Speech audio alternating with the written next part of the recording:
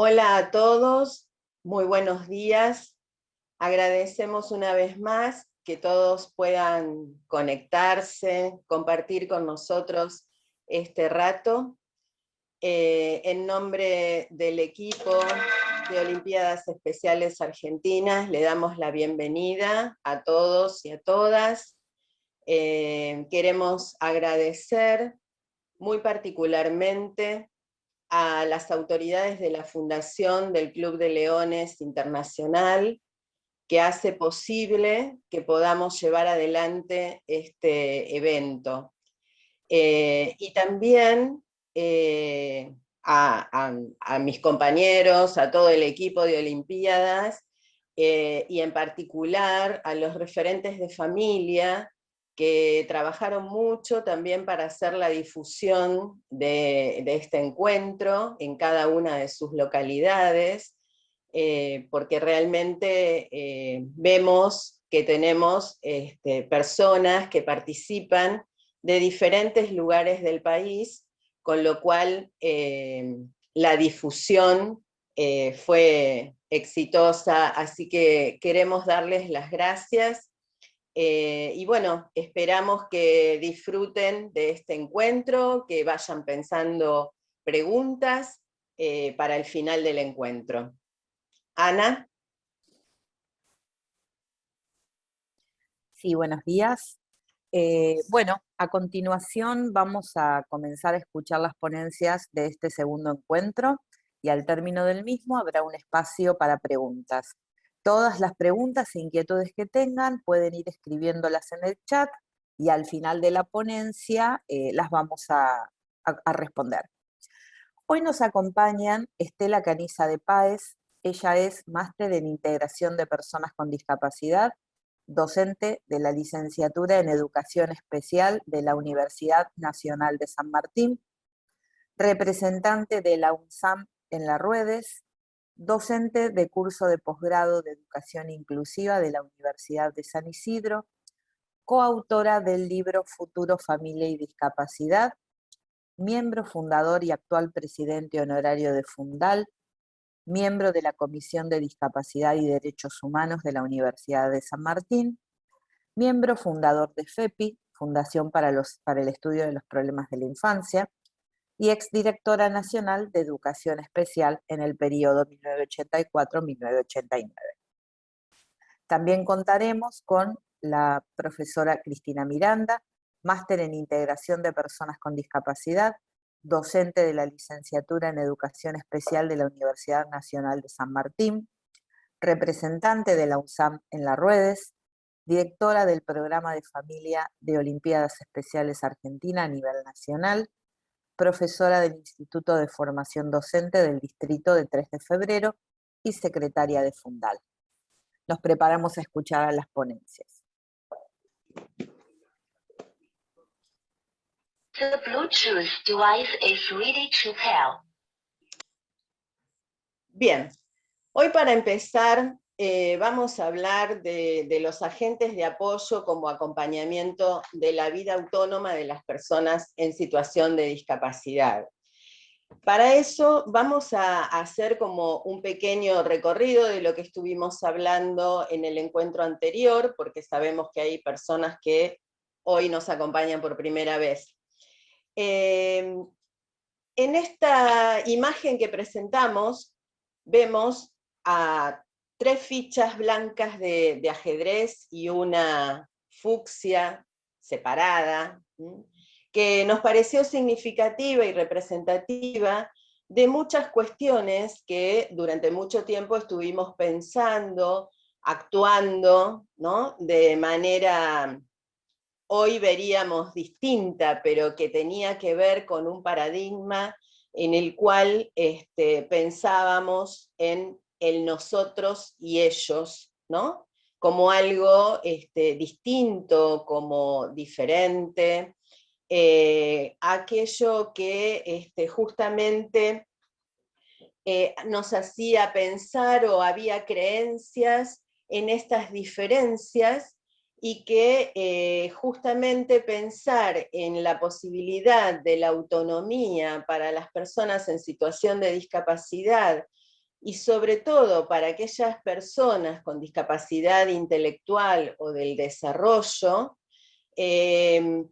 y aquellas que además requieren mayores apoyos, considerábamos que tal vez no tenían la posibilidad de alcanzar la autonomía.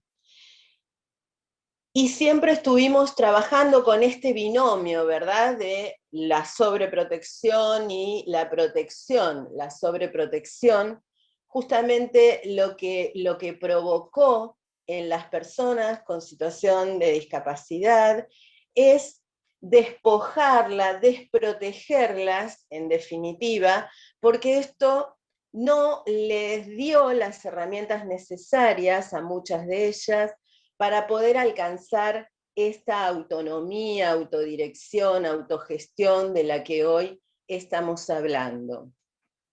Lo que tenemos que tener claro es que en realidad lo que las personas requieren, más allá de la condición de cada una, son justamente los apoyos, estos apoyos que los pensamos en términos de puentes para que las personas puedan alcanzar esa tan ansiada autonomía. Ahora bien, autonomía en términos de soledad, no, autonomía con los apoyos que necesita, con los apoyos que cada persona demanda. Hablamos también de la importancia de pensar en cuáles eran los tipos de apoyos con los que las personas deben contar. Por un lado, hablamos de los apoyos naturales que tienen que ver con la familia ampliada. Dijimos que es muy importante que no solamente todo quede centrado en la familia nuclear, sino que podamos pensar en términos de más miembros de la familia o aquellas personas que acompañan a la familia nuclear pensando no solo en hermanos, sino en sobrinos, primos, tíos, padrinos, madrinas, allegados, ¿no? Todas las personas que rodean a aquel niño, niña con problemas en el desarrollo, aquellos adolescentes, jóvenes que tienen alguna discapacidad. Es fundamental el apoyo y el sostén de la familia. Y por otro lado, hablamos de los apoyos específicos que los tienen que dar aquellas personas que están formadas para tal fin. Hablamos de los acompañantes terapéuticos, de los asistentes personales, de los asistentes domiciliarios. Hemos dicho cuáles pueden ser las diferencias, porque digamos, cada uno de ellos con su formación y su especificidad atienden a las necesidades de cada una de las personas. Pero hay apoyos que no están dentro de lo que conocemos en la ley de prestaciones de 24901, porque hay personas en situación de discapacidad o del desarrollo que requieren otros tipos de apoyos distintos. Y para ello, desde Fundación para el Desarrollo Autónomo Laboral, hemos venido desarrollando cursos para la formación de agentes de apoyo. Nosotros lo llamamos así, de esa manera, otros lo llaman facilitadores, mediadores, pero que en definitiva lo que buscamos son personas formadas para brindar apoyos en aquellas situaciones de emergencia, situaciones que favorezcan realmente la vida independiente de las personas en situación de discapacidad y en particular de discapacidad intelectual o del desarrollo. También hablamos de los distintos niveles de apoyos que las personas necesitan. En este sentido, la frecuencia, qué tiempo, durante cuánto tiempo o en qué momentos la persona requiere los apoyos, la intensidad, si estos apoyos son cada tanto, si son necesarios a lo largo del tiempo, etcétera, etcétera. Pero ¿por qué decimos esto? Porque en definitiva, tanto los tipos como los niveles de apoyos van a tener que estar pensados de acuerdo justamente a la singularidad de la persona. No hay apoyos iguales para todo el mundo, sino que estos apoyos tienen que diseñarse como trajes a medida para cada una de las personas en situación de discapacidad. Dejamos de pensar, y esto lo hablamos en el encuentro pasado, que no por tener un diagnóstico determinado los apoyos son siempre los mismos, sino ajustados a las necesidades y a las demandas de cada una de las personas en su singularidad.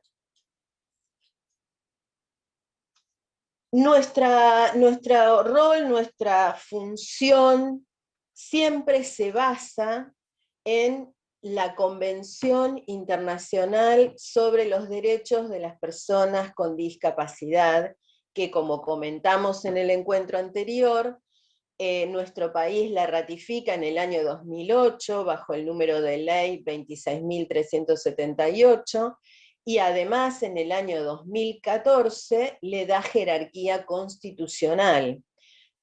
Esta es la guía para cualquier práctica que todos los servicios que atienden o que acompañan a las personas en situación de discapacidad deben tener en cuenta.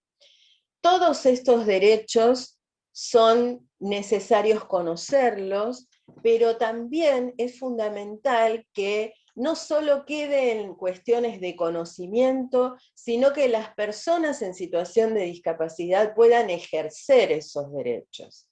Ahora bien, para poder ejercer esos derechos, se requieren herramientas, se requieren habilidades que deben ser aprendidas.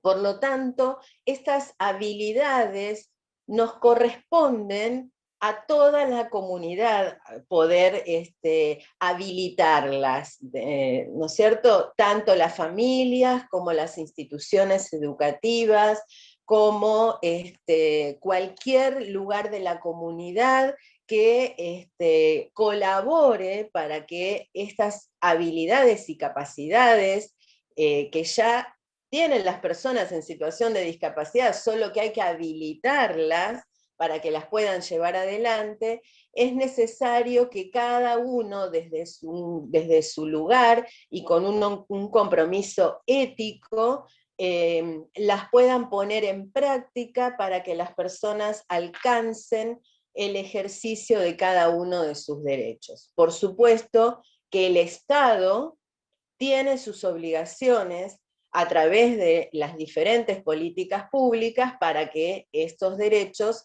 se puedan cumplir. La accesibilidad, mencionada en el artículo 9 de la Convención, es fundamental para que todos los derechos puedan ser cumplidos. Pero nosotros vamos a hacer hincapié en el artículo 19 de la Convención, que habla acerca de los derechos a vivir en forma independiente y a ser incluido en la comunidad.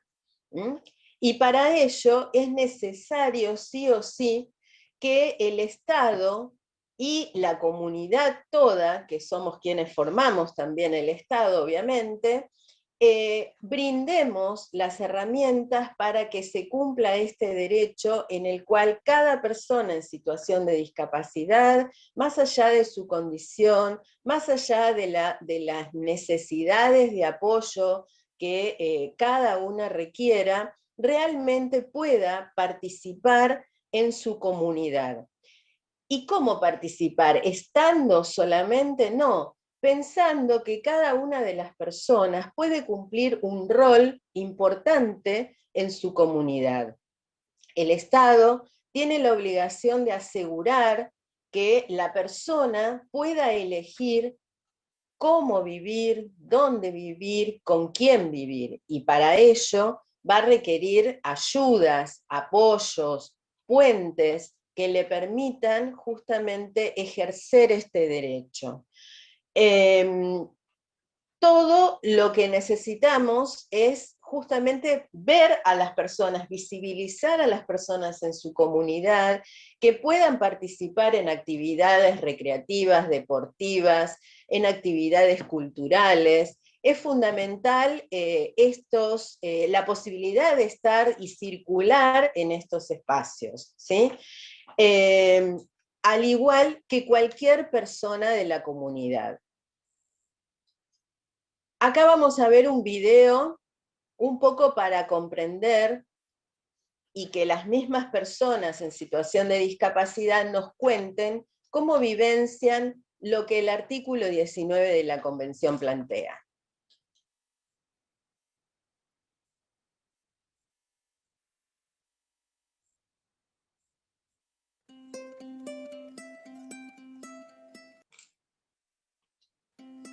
El artículo 19 de la Convención de Derechos Humanos para las Personas con Discapacidad establece que los Estados promoverán las medidas necesarias para la actuación de personas con discapacidad en la vida comunitaria. Asimismo, establece que las personas con discapacidad tenemos derecho a elegir nuestra propia residencia sin importar cómo o con quién queramos convivir o nuestro modo de vida específico. Las personas con TEA, nuestros hijos, tienen derecho, como cualquier otra persona, a tener una vida independiente de sus padres. Porque se hacen adultos, porque nosotros los padres muchas veces no les podemos dar las cosas que ya necesitan y porque nosotros también tenemos derecho a tener nuestra propia vida, nuestra propia vejez sin el cuidado extenso y constante que supone vivir con ellos. Ellos están preparados para vivir en comunidad, en modelos de viviendas integradas en la comunidad, no en grandes residencias donde pierden mucha de su esencia, y para eso solo necesitan apoyos especializados, personas que les conozcan y que les den lo que necesitan para tener una vida plena. Pues Alberto ha iniciado su proyecto de vida en la vivienda. Nosotros formamos parte del equipo de apoyo de Alberto, servimos de mediadores con la sociedad, con el entorno, ayudamos a Alberto a realizar sus metas y a conseguir sus anhelos, y no solo trabajamos con Alberto en casa, sino que también servimos un poco de enlace o puente con las familias que han empezado un nuevo modelo de vida con sus hijos. La vida en comunidad con Alberto es totalmente normal, son personas que se integran perfectamente en la sociedad, en el vecindario están totalmente integrados, por lo tanto, aquí en el barrio son uno más del barrio.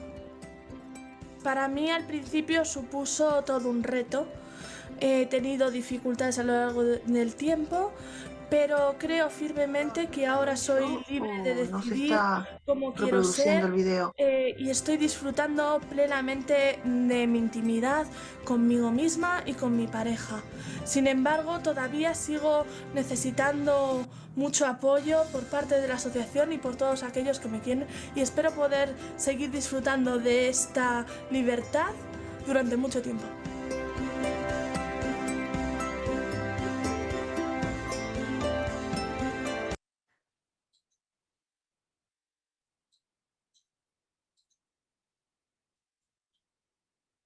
Bien.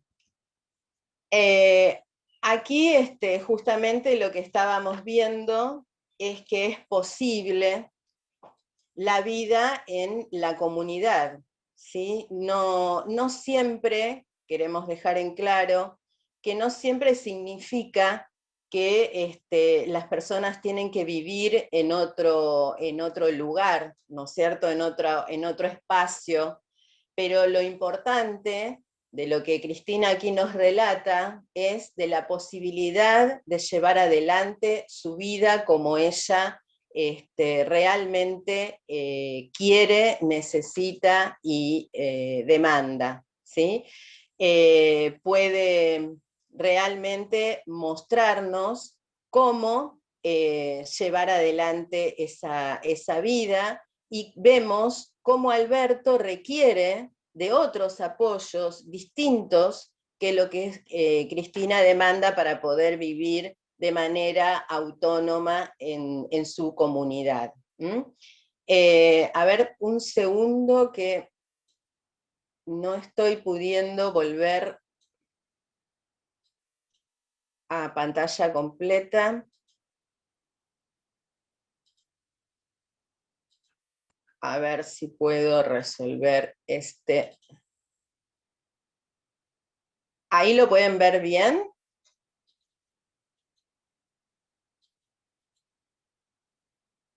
No estoy... Bueno. Se nos hizo lío.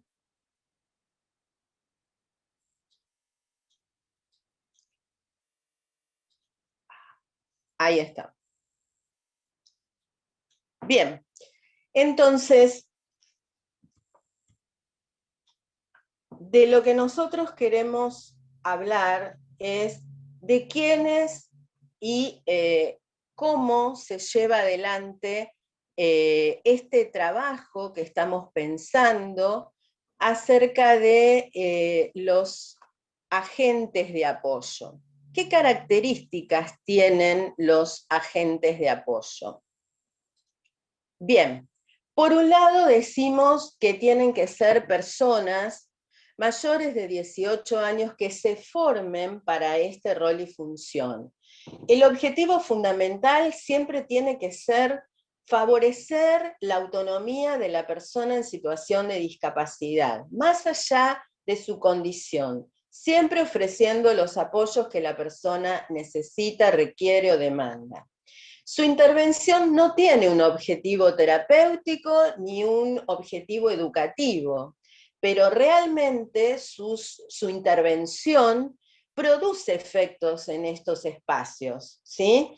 Porque lo que estamos pensando es que a partir de los apoyos que cada uno necesita, requiere, demanda y recibe, lo que va a mejorar es su calidad de vida, por lo tanto la persona se va a sentir mucho más plena cuando puede lograr aquello que se propone.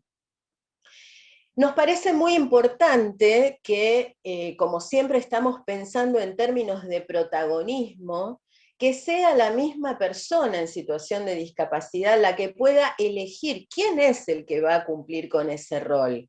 Que la persona pueda elegir entre 2 o 3 postulantes para este rol de agentes de apoyo, para que sea la persona quien elija con quién se siente más cómoda para poder acompañarlo en este proceso. Entre ellos va a ser fundamental que decidan, que elijan cuáles van a ser los días, los horarios, los lugares, para que se encuentren, para que puedan trabajar. Puede ser en la casa, puede ser en un bar, puede ser en la plaza, en el lugar donde la persona realmente decida que le parece mejor trabajar. Pero es verdad que, como hablamos de la importancia de estar atento a cualquier emergente, la verdad es que el agente de apoyo tiene que estar disponible para cualquier situación que se le pueda dar, sobre todo si la persona en situación de discapacidad eligió vivir en otra casa que no es la casa paterna, ¿sí? O si vive en el fondo o arriba o abajo de la casa paterna, pero que es su espacio y que se pueden dar situaciones que necesitan de una respuesta urgente, por ejemplo, ¿no? Pero que además lo interesante sea que la persona que decidió elegir de manera autónoma no tenga que recurrir siempre a la mamá, al papá, para que resuelva, sino que haya un otro que acompañe y ayude a resolver esa situación. Y por supuesto que siempre todas las intervenciones van a tener que estar pensadas en función de la singularidad de la persona con discapacidad. Esa singularidad que además va a decir qué es lo que quiere. Justamente lo que el agente de apoyo tiene que tener claro es que tiene que acompañar, orientar, pero no puede decidir por la persona. La persona es la que decide. El agente de apoyo orienta, estimula, acompaña para que todo aquello que la persona quiere hacer lo alcance. ¿Cómo? A través del diálogo, conociendo a la persona, siendo puente también con la familia, porque la familia no queda de lado.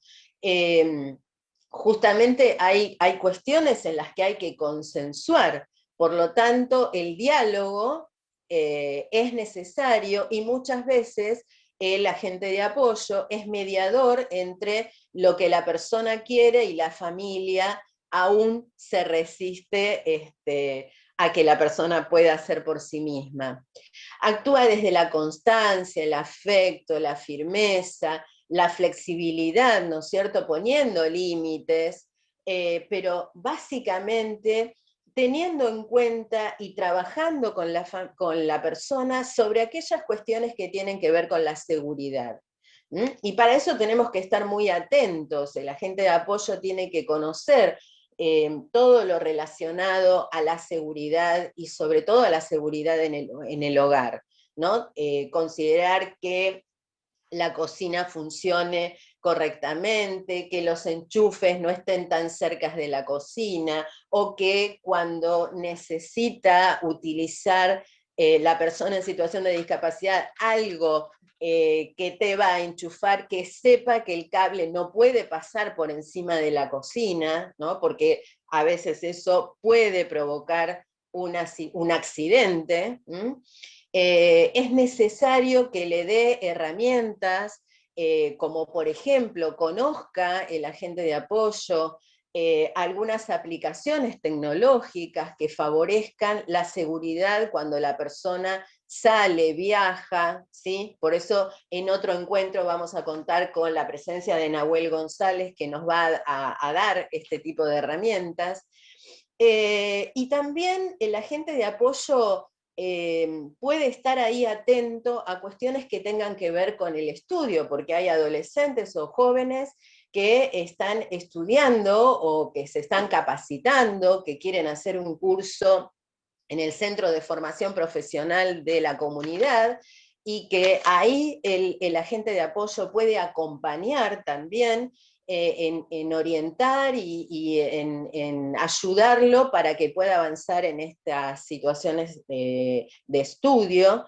Y también en lo laboral, como hablábamos en el encuentro anterior, cuando la persona está trabajando, pero por ejemplo, esta situación de pandemia hace que la persona ya no pueda ir a la oficina, pero tiene que seguir trabajando en su casa, el agente de apoyo puede acompañar también en este proceso para que la persona pueda ir mejorando y resolviendo aquellas tareas que desde la oficina le requieren que haga.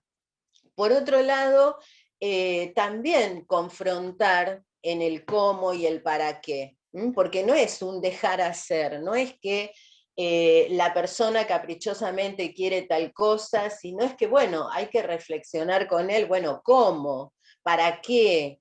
¿Cuánto? ¿No es cierto? Es decir, tengo ganas de comprar empanadas, ¿cuántos somos? Bueno, ayudar a pensar cómo, cuántas, cómo lo vas a hacer. Porque por ahí la persona dice, somos 4 y queremos 4 docenas. Bueno, no, es ayudar a pensar cuántas comerían cada uno, de qué sabores, digo, en este sentido, en lo cotidiano, ¿no? También conocer, es necesario que la gente de apoyo conozca los recursos disponibles en la comunidad para favorecer la inclusión de las personas en situación de discapacidad en las diferentes actividades, tanto recreativas como culturales, que se puedan dar en su ciudad. ¿Quiénes pueden ser agentes de apoyo? Y preferimos que no sea la mamá y el papá, porque la mamá y el papá cumplen otros roles. Preferimos que ese rol puedan cumplirlo allegados, personas interesadas en la problemática y que además estén preparadas para tal fin, profesionales de distintas disciplinas que quieran también cumplir este rol y acompañar a la persona en situación de discapacidad, pero también nos parece muy importante y significativo que las mismas personas en situación de discapacidad, empoderadas, puedan ofrecer apoyos a otros. Sabemos que siempre un otro, un par, ¿no?, puede enseñarnos y puede ayudarnos mucho más que si es alguien de afuera. En Olimpiadas Especiales de Argentina tenemos experiencias de muchos atletas líderes que han ayudado a otros, le han enseñado a otros, por ejemplo, a viajar, o a utilizar algún tipo de herramienta particular, ¿no? Y es mucho más enriquecedor ese aprendizaje. Bien, en términos de apoyos, pensamos que los apoyos se dan en distintos momentos de la vida. Desde el momento del nacimiento y durante toda la niñez, aquellos que presentan problemas en el desarrollo tienen y cuentan con distintos apoyos que tienen que ver con tratamientos específicos, con la escolaridad, ¿no?, dentro de lo que fuimos también ahí cambiando a lo largo del tiempo, los niños que estaban en las escuelas, en principio, ¿no?, hemos pasado de la segregación de las escuelas especiales a la integración, siempre con apoyos. De la integración hemos pasado a la inclusión, y actualmente estamos pensando en términos de ir mucho más allá de la inclusión, justamente a la convivencia armónica. Y para eso siempre se cuenta con apoyos necesarios para alcanzar esos objetivos. Pero la función, el rol y la misión del agente de apoyo, la intervención del agente de apoyo, está pensada más específicamente ya en aquellos adolescentes, jóvenes o adultos, donde realmente ya hablamos de algún tipo de discapacidad específica, ¿sí? Ahí es donde queremos poner el foco. Entendemos entonces que cualquier persona que recibe los apoyos necesarios y adecuados mejora obviamente su calidad de vida, en todos los aspectos, en todos los sentidos. Y por ende, al mejorar la calidad de vida de la persona en situación de discapacidad, lo que mejora significativamente es la calidad de vida familiar. Cuando nosotros, los padres, vemos que nuestros hijos van encaminados y que cada uno va armando su proyecto de vida, justamente nuestra calidad de vida va mejorando, porque vamos quedándonos tranquilos que el futuro de nuestros hijos va siendo más organizado y que entre todos vamos acompañando ese proceso, pero que también, como decía esta mamá en el video, como nosotros vamos creciendo en edad y también necesitamos una vejez un poco más tranquila, también tenemos que ir pensando en este sentido. Por eso, desde Olimpiadas Especiales, estamos también trabajando en talleres con hermanos, con hermanas, con primos, con sobrinos, con familia ampliada, ¿no es cierto?, con los cuñados, las cuñadas, justamente para que esta idea del futuro de la persona en situación de discapacidad pueda ir pensándose, organizándose, que de hecho les decimos que quienes estén interesados, el próximo sábado 5 de junio arrancamos nuevamente, retomamos junto con Gabriel, que es un líder juvenil de Olimpiadas, arrancamos nuevamente con estos espacios de reflexión, de intercambio, con la familia ampliada. Bien, ahora los voy a dejar con Estela, que va a ampliar muchísimo más todo esto que yo acabo de decir. Los dejo en manos de mi mentora, de mi profesora, pero más que nada en manos de mi amiga, a quien respeto y quiero muchísimo, y que le agradezco una vez más que nos acompañe en este espacio. Estela, todo tuyo. Bueno, gracias Cristina, muy buen día para todos, bienvenidos. He estado tratando, por un lado, de escuchar a Cristina, con quien tenemos tantas horas de trabajo compartido, como se diría, tantas horas de vuelo, que ya sabemos perfectamente en qué coincidimos y qué cosas tenemos que profundizar. Pero con otro ojo estoy tratando de leer algunos chats que ya van pidiendo mayores detalles, que trataremos de darlo, pero si no, que queda abierto para consultas posteriores. Lo primero que quería, yo voy a tomar varias de las cuestiones que ya están dichas, tanto hoy como en el encuentro anterior, pero dándole una vueltita más. ¿Por qué una vueltita más? La primera cosa es, ¿por qué estamos hablando de vida interdependiente y no de independiente? Ya lo trabajamos la semana pasada, pero de todos modos insistimos en esta idea. Nadie es realmente independiente. Todos vivimos y somos en otro, por otro y para otro. Por lo tanto, que defendamos la idea de la independencia y de la autonomía de las personas con discapacidad no implica pensar que esto se hace porque están solos. Entonces, autónomos, independientes, pero no solos. También es casi como un eslogan, si quieren, de Fundal, que no sé si alcanzan a ver en el logo o en el banner, pero estamos desde 1992 trabajando la idea de la autonomía.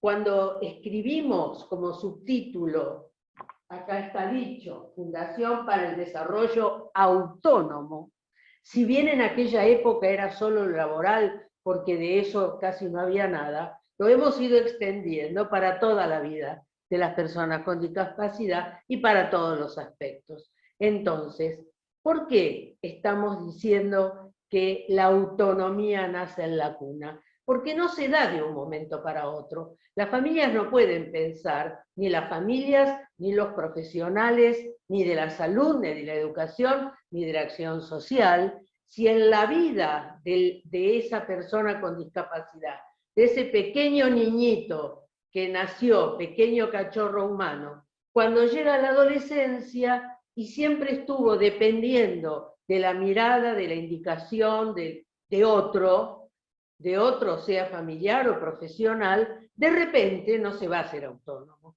Por eso decimos que este concepto debe ir trabajándose desde la infancia. Y también tener la certeza de que la autonomía es lo que definirá la calidad de vida de las personas en situación de discapacidad. Ahora, para esto que ustedes han podido ver recién en el Power, que la autonomía nace en la cuna, tenemos que ver cómo la autonomía nace en la cuna. ¿Respetando qué cosas? Respetando los derechos, respetando las elecciones, respetando la dirección de la propia vida y las decisiones y la autodeterminación en las distintas etapas de la vida. Y ustedes dirán, ¿pero qué autonomía tiene un bebé? Bueno, el ejemplo de siempre, que ya puede ser demasiado repetido. Pero a un bebé o a un niño pequeño se le puede ofrecer en su entorno distintos alimentos, por ejemplo, siempre escuchando al pediatra, obvio, porque esto siempre es un trabajo colaborativo e interdisciplinario, pero dentro de lo permitido se le puede ofrecer variedad de cosas y respetar que el niño las acepte con mayor o menor placer y las que rechaza, aceptar que las rechace.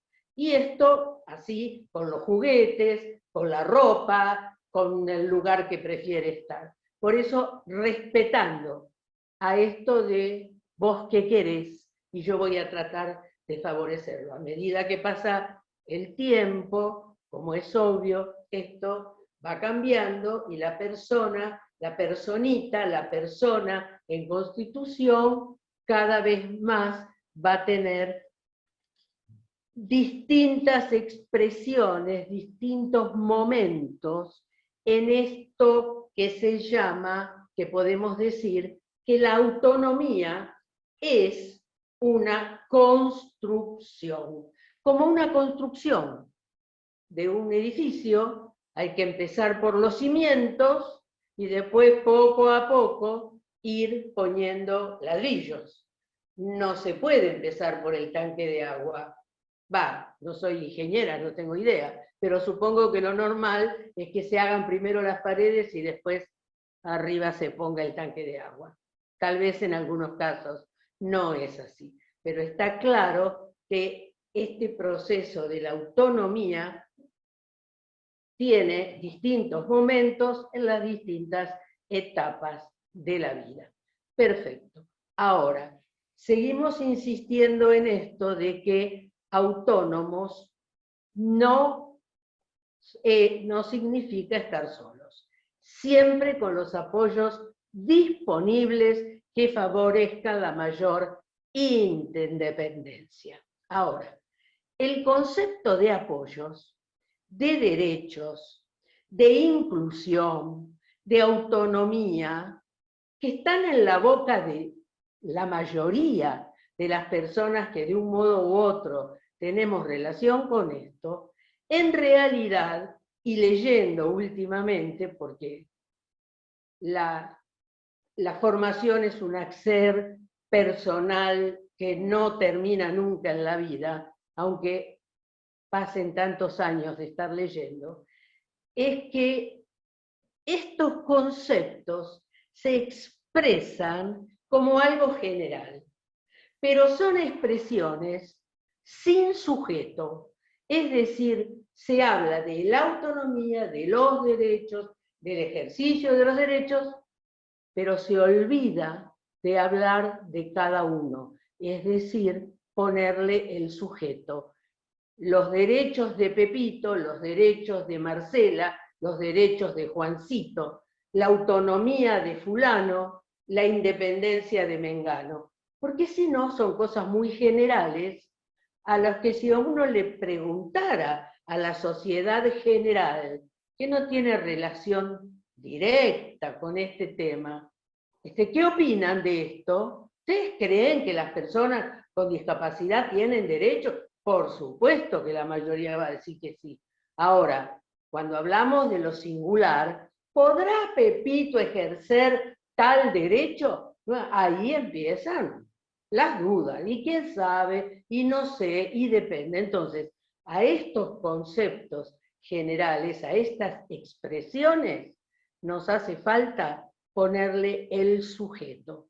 Y podemos volver a la definición entonces de autonomía para todos, pero para cada uno, que significa vivir con la menor injerencia posible de terceros y autogestionar la propia vida en todo lo que sea viable.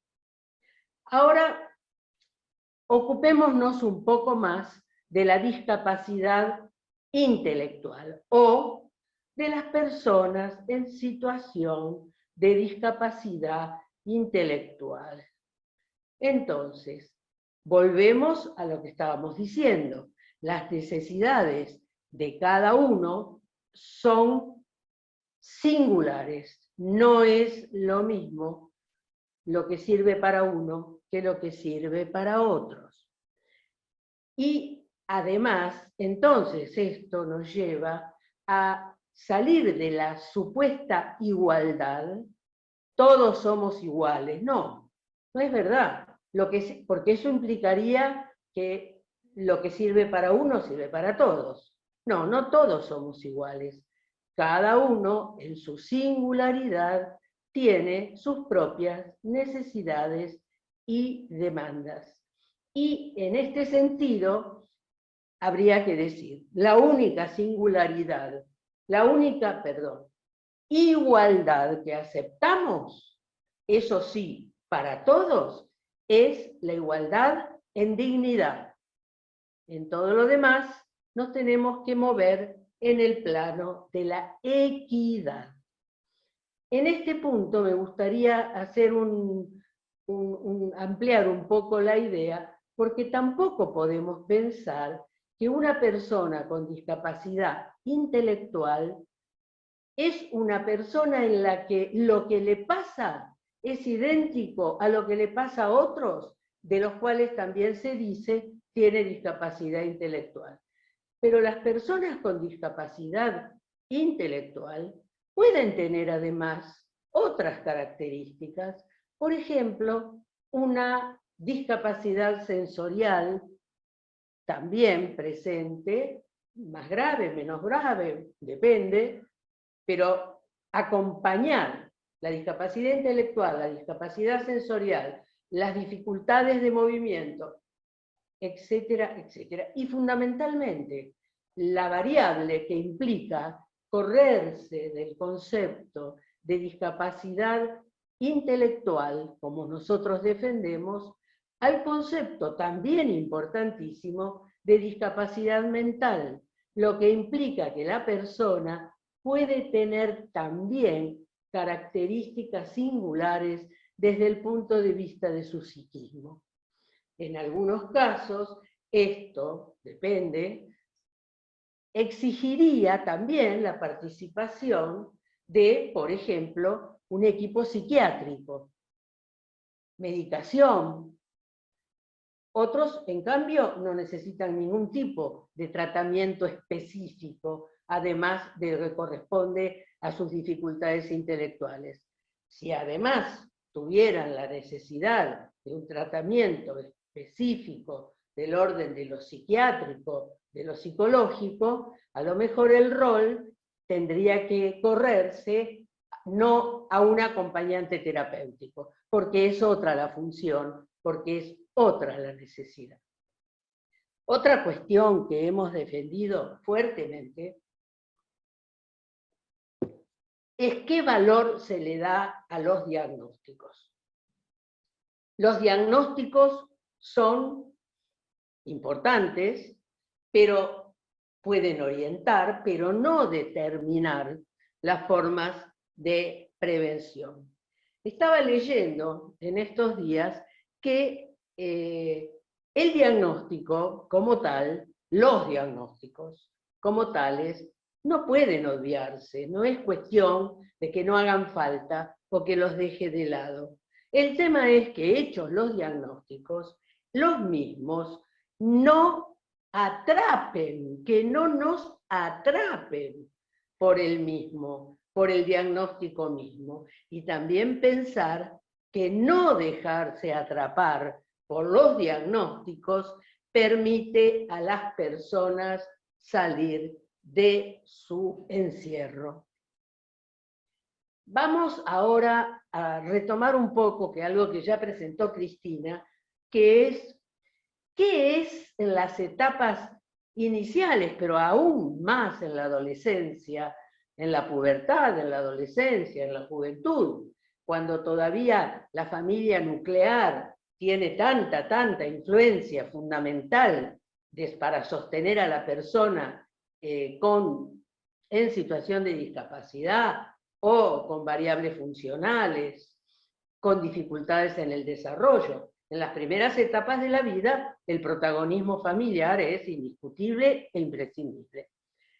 Pero me gustaría que nos preguntásemos qué es lo que limita esta situación, esta posibilidad de darle a la persona con discapacidad la mayor autonomía posible, la mayor capacidad de definir su propia vida, de cómo vivir, de qué elegir, esto que se puede hacer desde la infancia.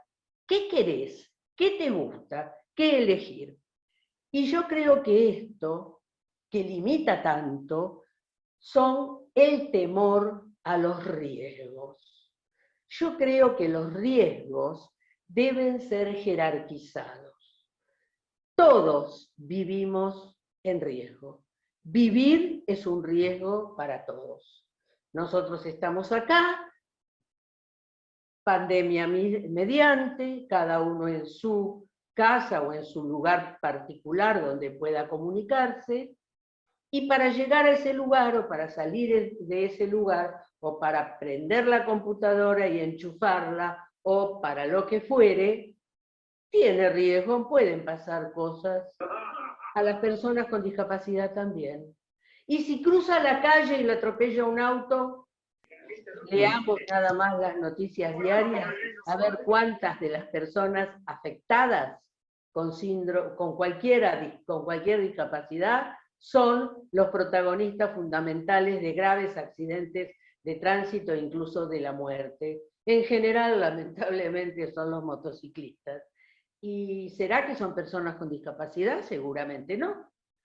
Pero vivir es un riesgo. El tema está, ¿quién elige correr ese riesgo o quién elige vivir protegido en una jaula de oro, aunque no le permita salir?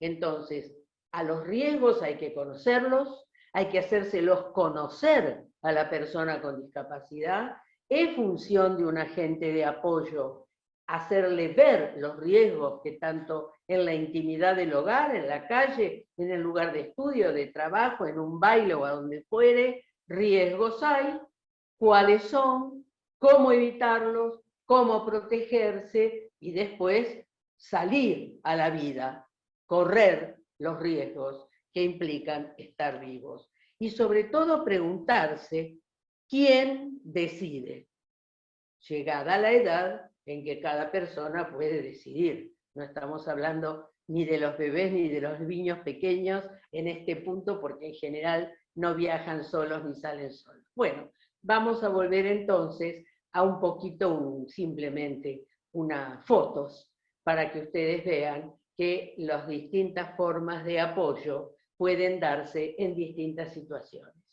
Ahora, ¿quiénes son los agentes de apoyo y cuál es su misión?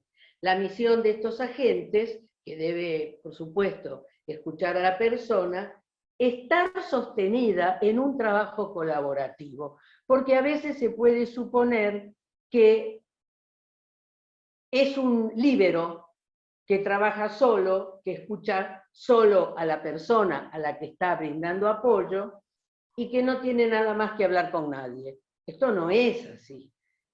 Esto no tiene que ver con que no tenga una relación con los núcleos de familias ampliadas o de otros allegados a las personas con discapacidad, y también armar un trabajo colaborativo con otros profesionales que en distintas circunstancias pueden estar actuando en relación a la persona cuya responsabilidad hemos asumido. Ahora, ¿cuáles son los objetivos de un agente de apoyo? Facilitar, bueno, lo están leyendo ustedes de la pantalla. Facilitar, orientar, escuchar, esclarecer, guiar, estimular a la persona con discapacidad a la que están brindando apoyo. Ojo, orientar, cuando el agente de apoyo ve que esta persona está pensando en algo imposible, inaccesible, no inaccesible porque tenga discapacidad, a veces inaccesible para cualquier ser humano, como por ejemplo, qué sé yo, se me ocurre cualquier cosa, decir, el mes que viene, en el verano que viene, voy a ir a veranear a la luna. Bueno, pará, que esto no es muy fácil, no lo logra nadie. En este sentido, orientar dentro de lo posible y de lo lógico y de lo coherente. Volvemos al tema que ¿quiénes pueden ser los agentes de apoyo? ya lo trabajó Cristina, y una pregunta que surgió también del otro encuentro es cómo se forman a los agentes de apoyo. Ha habido a lo largo, nosotros desde Fundal estamos desde 1992 con esto, pero desde ese momento muchas otras instituciones, muchos otros emprendimientos han tratado de armar espacios de capacitación para los agentes de apoyo. Y las condiciones que estas distintas instituciones han pedido para poder matricularse en esos cursos de capacitación han sido de lo más variadas.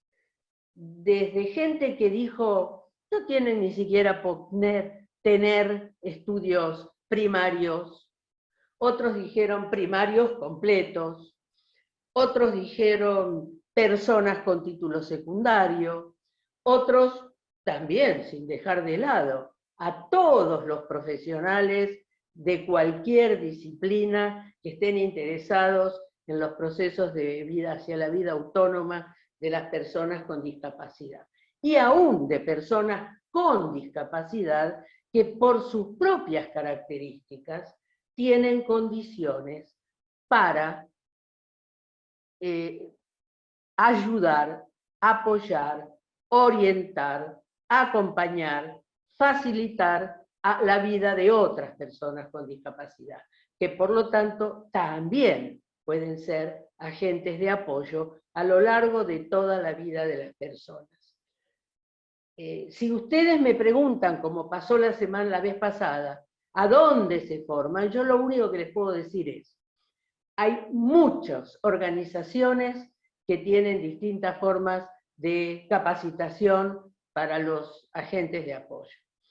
Si yo tuviera que nombrar dos, de las que no tengo la menor duda, diría, Fundal hizo cursos sistemáticos de formación de agentes de apoyo, que mientras duró cierta legislación en el gobierno de la Ciudad de Buenos Aires, fueron reconocidos sus títulos por el Ministerio de Educación de la ciudad. Posteriormente, hace ya unos cuantos años, esto cambió y la posibilidad de dar cursos con reconocimiento oficial y con puntaje para los docentes quedó limitada solo a los institutos superiores de formación docente. También hoy hay universidades que tienen distintas ofertas en este sentido. Y desde lo gubernamental es lógico nombrar a la COPIDIS. COPIDIS es el equivalente a lo que era la Comisión Nacional antes de cambiar su nombre, ahora se llama ANDIS, y a nivel nacional, pero COPIDIS, que es el equivalente en la ciudad, brinda formación para agentes de apoyo y también tiene bolsa de trabajo. Más allá de esto, hay muchas instituciones en todo el país. Yo les propongo un trabajo para que estos encuentros realmente terminen siendo un trabajo colaborativo y enriquecedor entre todos para todo el país. Y por qué no para otros países también, que hermanos que tenemos cerca. Y es lo siguiente, cada uno de ustedes puede actuar como agente multiplicador e indagar en su comunidad qué organizaciones, grupos familiares, instituciones formales de educación o de salud o de acción social se están constituyendo como primeros grupos o como grupos de formación de agentes de apoyo para que la posibilidad de la mejor calidad de vida de las personas con discapacidad se haga posible. Quisiera volver ahora a las características de la intervención. Y si bien yo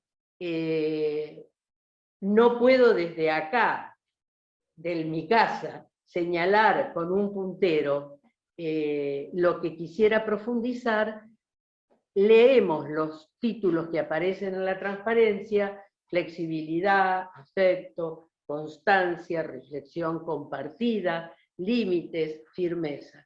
Pero quiero profundizar dos cosas: firmeza y reflexión compartida.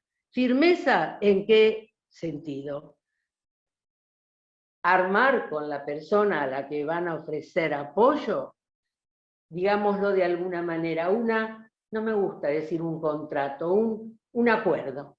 Un acuerdo en el sentido que la persona con discapacidad sepa claramente que su agente de apoyo no es quien le va a resolver todos sus problemas y que se va a hacer cargo del resultado. Lo va a orientar, lo va a apoyar, lo va a acompañar, pero el trabajo lo tiene que hacer la persona con discapacidad que esté recibiendo su apoyo. Y muchas veces pasa también que la persona con discapacidad le puede decir a su agente de apoyo: mira, tengo que hacer tal cosa, pero no tengo ganas, eso hacelo vos. No, no es esa la función. Esto tiene que quedar claro.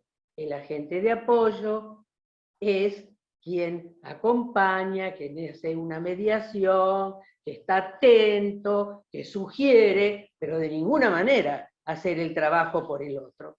Eso por un lado. Y también, desde el punto de vista de la reflexión compartida, una cosa interesante, y esto no solamente para las propias personas con discapacidad, como también para las familias, es que lo que se decide en la vida, en un momento, lo que se elige, lo que se prioriza, no necesariamente va a ser lo que va a servir para todo el resto de la vida. No es así. ¿Por qué? Porque las necesidades que uno puede tener hoy, y no falta más que pensar en todo lo que nos está pasando a raíz de la pandemia, lo que hace 2 años era de una manera, ahora tiene que ser de otra. Y entonces las intervenciones de los agentes de apoyo y la propia persona con discapacidad, teniendo en cuenta esto, tiene que tener la flexibilidad. Más allá de que a lo largo de la vida, lo que puede necesitar un adolescente no es lo mismo que un adulto joven, no es lo mismo que un adulto mayor, no es lo mismo que un anciano. Por lo tanto, es muy importante que tenga clara la persona y sus allegados que lo que se elige y define en un momento no es necesariamente para toda la vida. Y una disquisición. Lo mismo con el certificado único de discapacidad. También seguimos escuchando, pero si ya tengo el diagnóstico desde que nació, ¿para qué hay que renovar el CUD cada tantos años? ¿Para qué? Si ya sabemos, de ejemplo, síndrome de Down nació, síndrome de Down será toda la vida, salvo que la ciencia y los avances en la genética nos puedan decir otra cosa. Pero aquí y ahora, a un pequeño que se le diagnostica síndrome de Down, va a seguir siendo un adolescente, un joven, un adulto o un anciano con síndrome de Down. ¿Esto quiere decir que sus necesidades van a ser siempre las mismas? ¿Que lo que tiene que autorizar o no el certificado único, producto de un equipo interdisciplinario, va a ser lo mismo cuando tiene 5 años que cuando tiene 55? No va a ser lo mismo. Por lo tanto, si alguna persona tenía esta duda, y no tiene que ver con los agentes de apoyo, por supuesto, pero me parecía interesante poder decirlo. Entonces, la otra cuestión, Cris, es la función del agente de apoyo, y ahora, nada, una simple cuestión creativa. Enriquecer el importante concepto por todos aceptados y que no se ha cambiado la perspectiva, los que ya tenemos años en esto, en la importancia enorme del concepto de planificación centrada en la persona, pero hagámosle un pequeño cambio, sin desmerecer el anterior, en que lo que tenemos que hacer foco es en nuestro pensamiento centrado en la vida de las personas. Bueno, sigamos, porque los tiempos corren. ¿Cómo cumplir con su función fundamental, esta del agente de apoyo? Por supuesto, no hay recetas. No hay maneras de decir esto hay que hacerlo así, o asá, o de la otra forma. En cada circunstancia, en cada momento, cada día, la manera de cumplir con la función dependerá de las circunstancias que nos toque vivir a todos. ¿Cuáles son las demandas? Las demandas de las personas con discapacidad son múltiples, imposibles de hacer un listado. Si bien si alguien lee la CIF, la Clasificación Internacional de Enfermedades, Discapacidad y Discapacidad, me parece que así es el nombre exacto. Cristina, si no, ayúdame a la significación de la CIF, que es...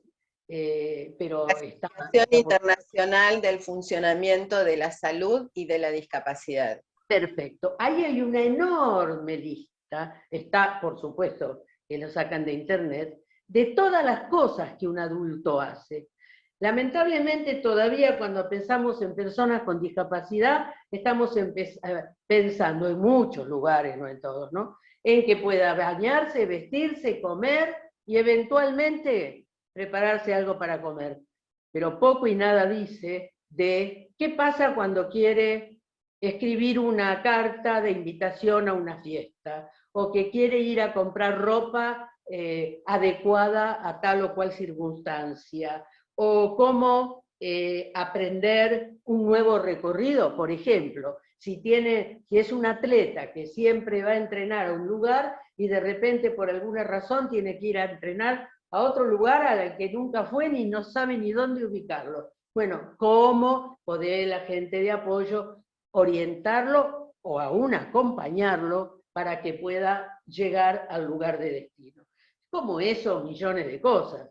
Si quiere elegir una película, si quiere ver cómo ver teatro, aunque sea por internet, dadas las circunstancias, o si quiere hacer un trámite, renovar una tarjeta, manejar tarjeta de crédito, cuando lo hace, bueno, la demanda es infinita, como infinitas son las acciones de los seres humanos, sobre todo en la juventud y en la adultez y para el resto de la vida. Entonces, otras intervenciones que también puede tener el agente de apoyo es, por ejemplo, esto, ¿no? De dialogar qué significa ser adulto, reflexionar sobre las diferencias entre lo público, lo privado y lo íntimo. En el videíto que vieron hace un rato, la muchacha decía, yo disfruto de mi intimidad conmigo misma y con mi pareja, por supuesto, es un derecho que no le podemos restringir. Todo en lo que se refiere a la sexualidad y a las enfermedades de transmisión sexual, uno puede decir, bueno, hay una ley obligatoria de educación sexual para todas las escuelas en todos los niveles. Es verdad, no siempre se cumple. A veces se cumple mejor, a veces se cumple peor, y hay quien dijo en un momento, no sé si ahora, probablemente ya no, que para los estudiantes de la educación especial no era necesario hablar de estas cosas, porque estas cosas no tenían que ver con ellos.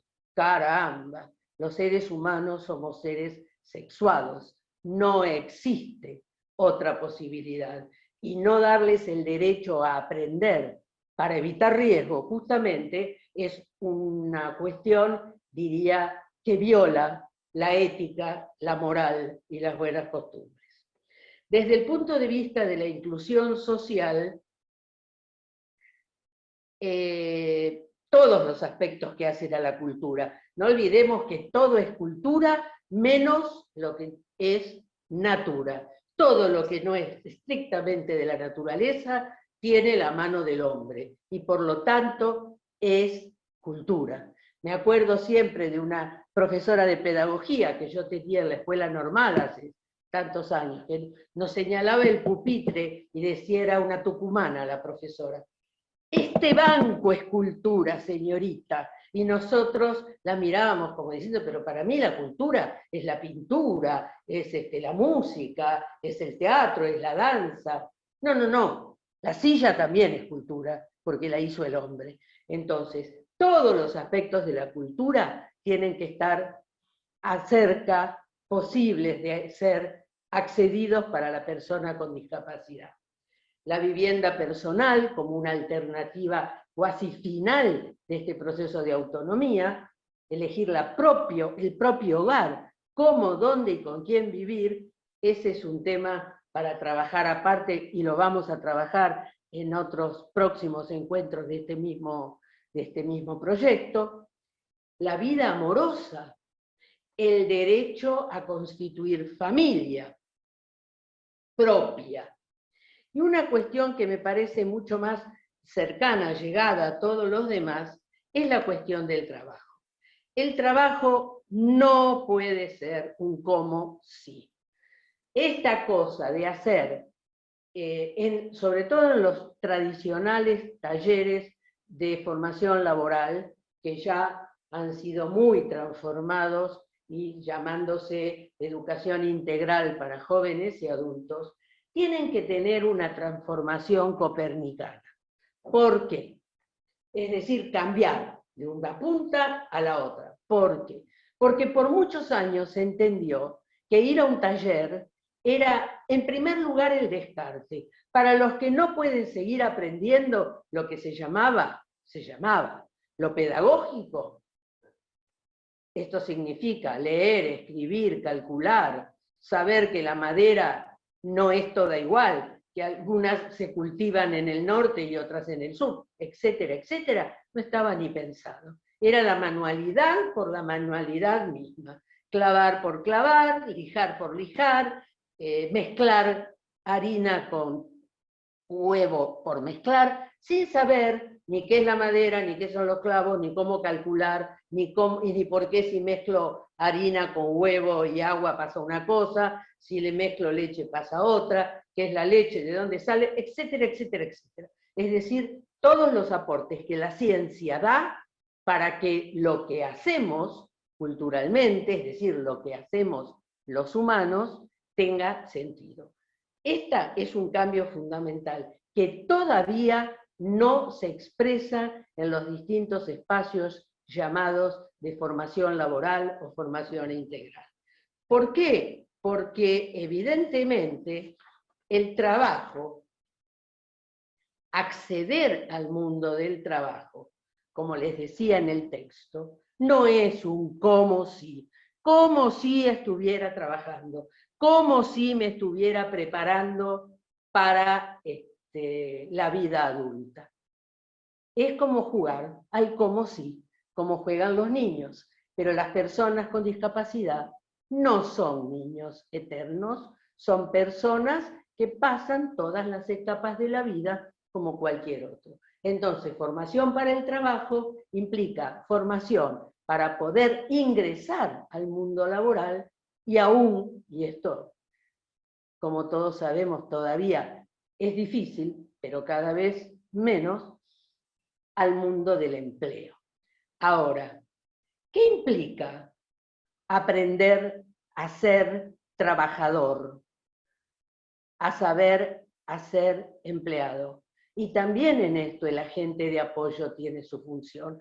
Le voy a dar solamente un ejemplo. El trabajo, para que deje de ser un como si, implica aprender a hacer, aprender a preparar un currículum, aprender a cuidar la presentación adecuada. No es lo mismo ir a trabajar a un jardín que a un banco, o ser secretaria de una empresa. No.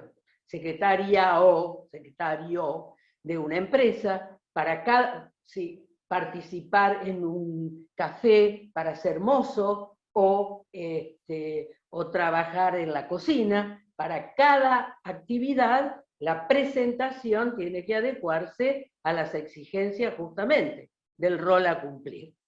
Aprender a cumplir órdenes de los jefes, aprender a trabajar en equipo, aprender a mantener un buen ritmo de trabajo, aprender a responsabilizarse por los resultados.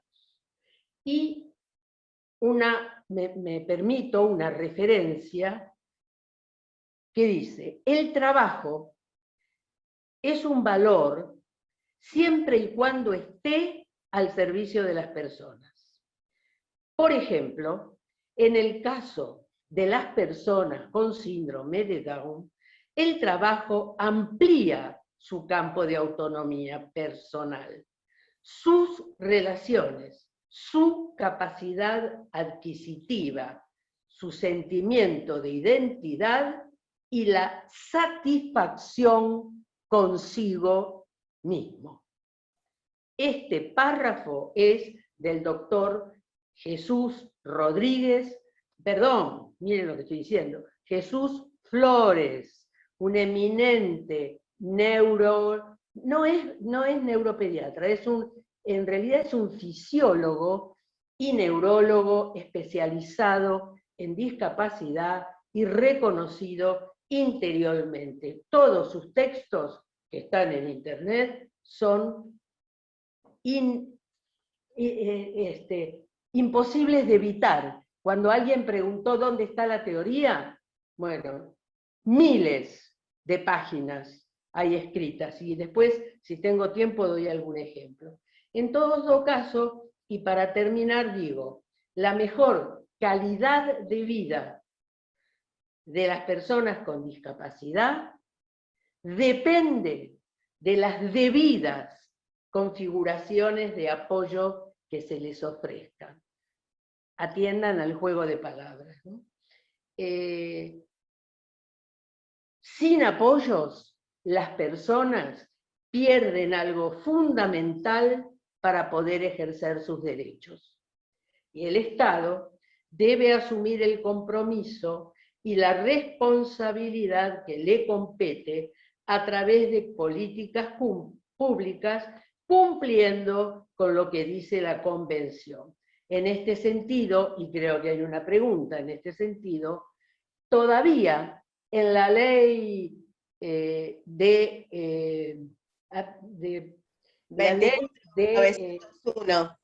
la 24, no, espera que me confundí en este momento.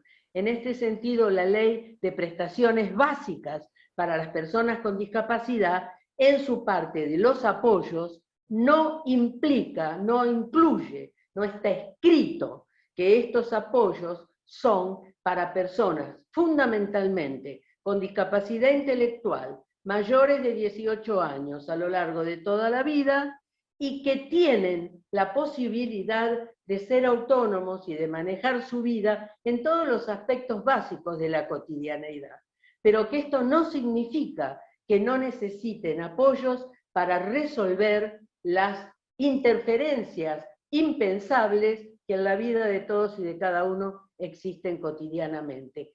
Esta parte, este grupo de personas con discapacidad no están contemplados así, escritos en blanco sobre negro en la ley. Es responsabilidad de todos que esto se incluya. ¿Por qué? Porque si no, muchas obras sociales, o la seguridad social en general, no reconocen este tipo de apoyo, algunas sí, ya, que podríamos ir mencionando, pero la mayoría no, y por lo tanto, que una persona cuente con el agente de apoyo que realmente necesita, depende de que la erogación sea propia cuando trabaja o del grupo familiar. Esto es una severa injusticia, por lo tanto, les propongo a cada uno de ustedes que no espere que esto baje del Estado. Los cambios fuertes suben hacia el Estado y hace que se cambie la normativa. Ese es el compromiso de todos. Para terminar vamos a ver un pequeñito video que me parece que sintetiza lo que tratamos de explicar. Gracias, gracias por estar.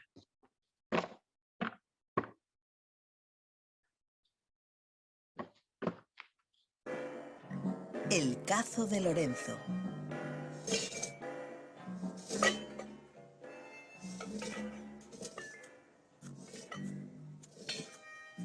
Lorenzo siempre camina arrastrando un cacito. Un día le cayó encima. No se sabe muy bien por qué. Por culpa de ese cazo, Lorenzo ya no es exactamente como los demás. Necesita mucho cariño. A veces incluso llega a ser molesto.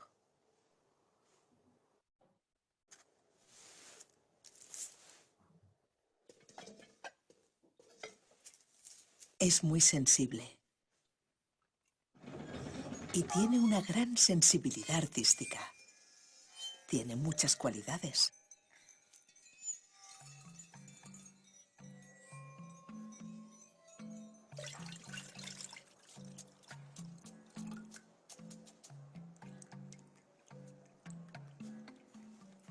Pero a menudo la gente no ve más allá del cazo que arrastra por todas partes.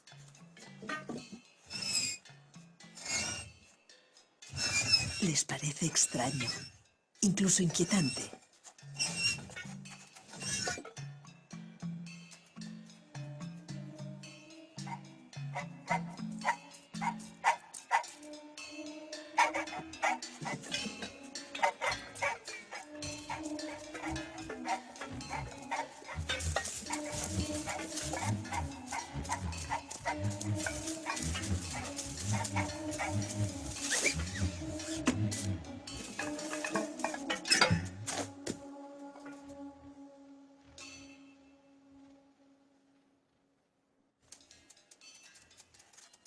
Además, este cazo le complica la vida.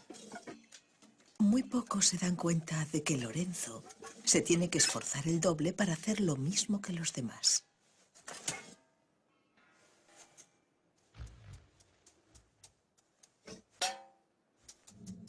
A Lorenzo le gustaría mucho deshacerse del cazo, pero es imposible.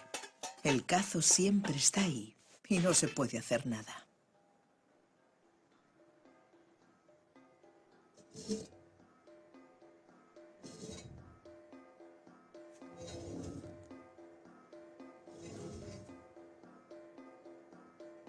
Un día no puede más y decide esconderse. Y se queda en su escondite mucho tiempo. Poco a poco la gente se olvida de él y ya no le piden nada.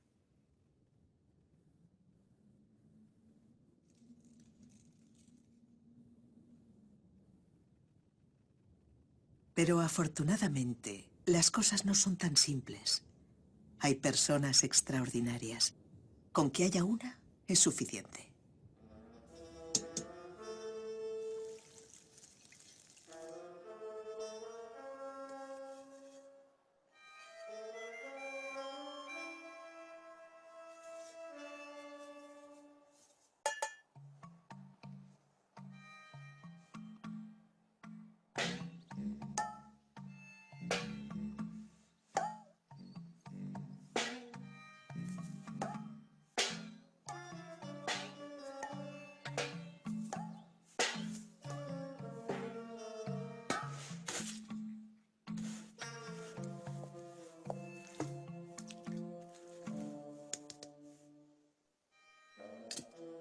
Le enseña a espabilarse con su cazo.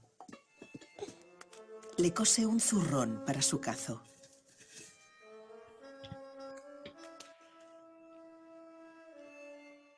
Ahora le ven muchas cualidades. Aunque Lorenzo siga siendo el mismo de antes.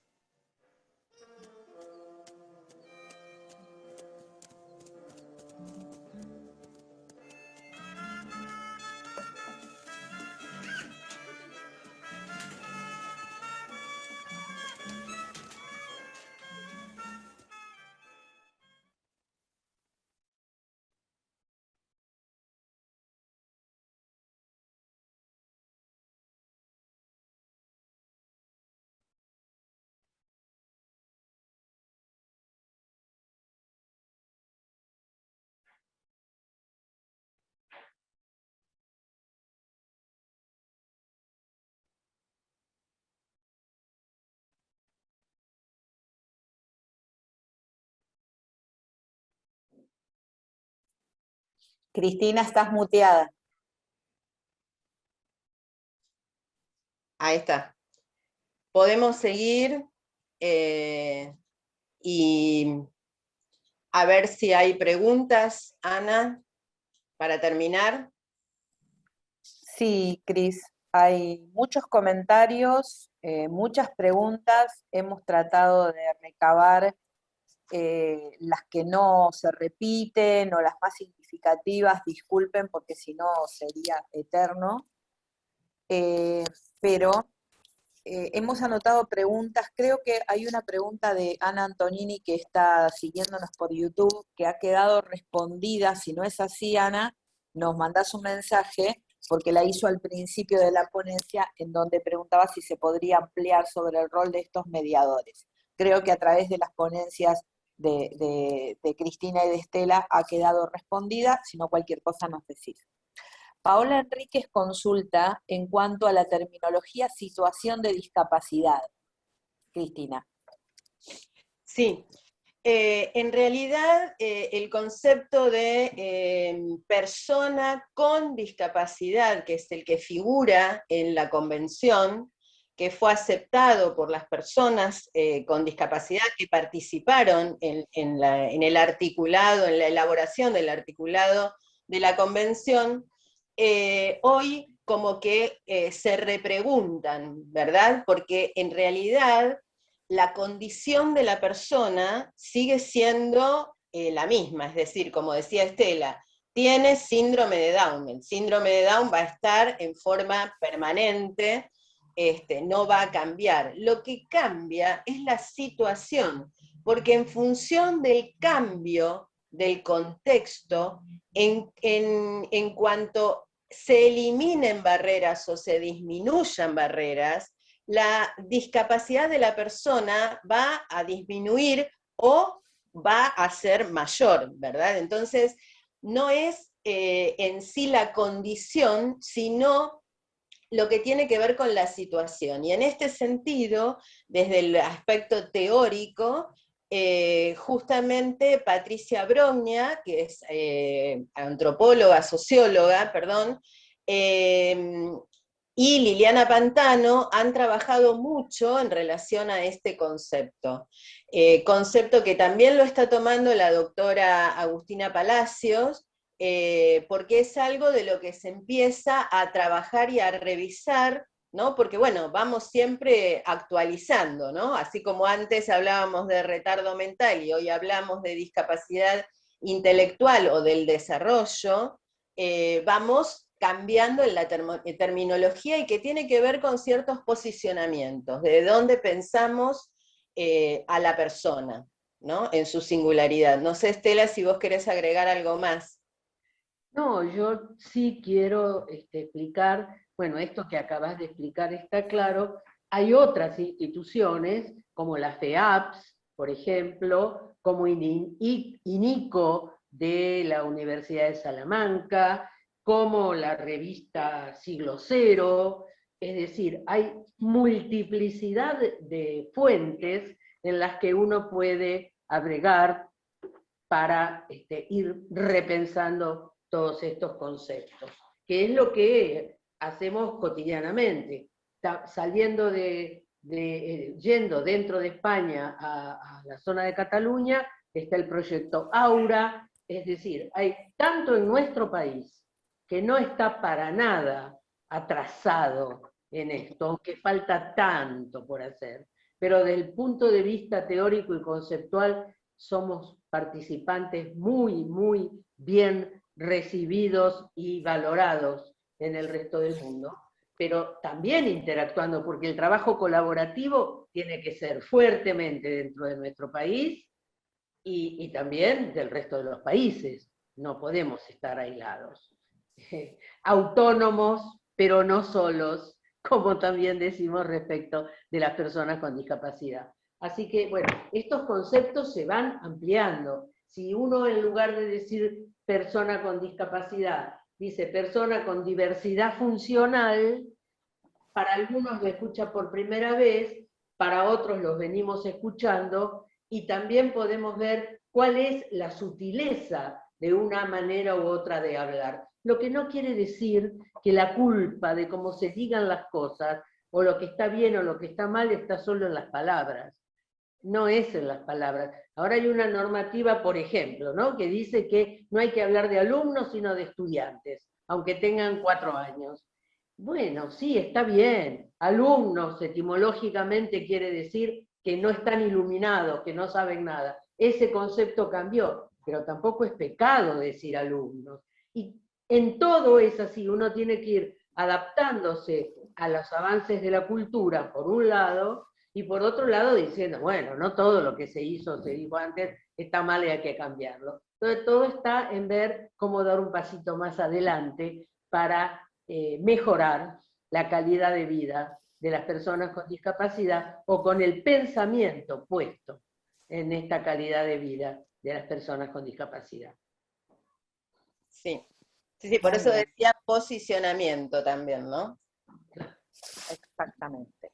Bueno, a quienes preguntaron por el contenido de estas ponencias, Estela va a mencionar más adelante la bibliografía que se puede consultar, así que quédense tranquilos. Nancy López pregunta, ¿cuál es el alcance del agente de apoyo cuando desde la familia no se aprueban diferentes cuestiones, pero que el agente de apoyo entiende que estas cuestiones favorecen a la autonomía de la persona con discapacidad? ¿Querés que conteste, Cristina? Dale. Esta es la característica de un trabajo colaborativo, o lo que podíamos nombrar, que pues seguimos nombrando con toda su fuerza, el trabajo interdisciplinario. Es decir, ¿de qué se trata? De hacer un encuentro, una reunión, de que todos los participantes en la situación estén presentes, incluyendo a la propia persona con discapacidad, se discuta y se trate de llegar a un consenso, a una idea aceptada por todos, para que con sus variables no impida que la persona con discapacidad reciba los apoyos. Y fundamentalmente, escuchar a la persona con discapacidad, que es la que tiene la palabra. Es decir, no es casual que aún en la normativa vigente, como se haya cambiado este concepto de la antigua concepción no de la tutoría, sino de la curatela por de acompañantes con apoyo. Es decir, cuando se hablaba de curatela, a propósito de lo cual, bueno, la jueza, la abogada va a hablar de esto la próxima vez, pero el curador hacía y deshacía respecto de la persona con discapacidad. Y a veces la persona con discapacidad ni se enteraba de lo que estaba decidiendo el curador, sea desde su patrimonio o sea de su condición de vida. Ahora eso no existe más, y si todavía hay personas que tienen un curador, deberían acercarse a la justicia para que cambiara este criterio. Criterio que, por otra parte, también la justicia dice que se tiene que revisar cada 3 años, porque evidentemente las condiciones de vida de todos no son para siempre. La calidad de vida de cada uno de nosotros puede cambiar de un minuto para otro. Si no, cuéntenle a las personas que se contagiaron de COVID y quedaron con graves secuelas. ¿Quién lo hubiera pensado hace 3 años? Así que bueno, esto quiere decir que no es la familia, en definitiva, la que tiene que decidir. Es una decisión consensuada. Y en un trabajo colaborativo, por eso yo decía que el agente de apoyo no es un líbero, sino que tiene que tener periódicos encuentros con las familias y con otros profesionales que eventualmente puedan estar interviniendo en la vida de esta persona, y llegar a un acuerdo consensuado. En espacios más amplios tenemos un esquemita hecho que se llama círculo vicioso o círculo virtuoso, pero bueno, hoy no tenemos tiempo de mostrárselos. Pero También pensaba, Estela, que por eso es tan importante el tema de que a lo largo de toda la vida de la persona con discapacidad se pueda reflexionar acerca de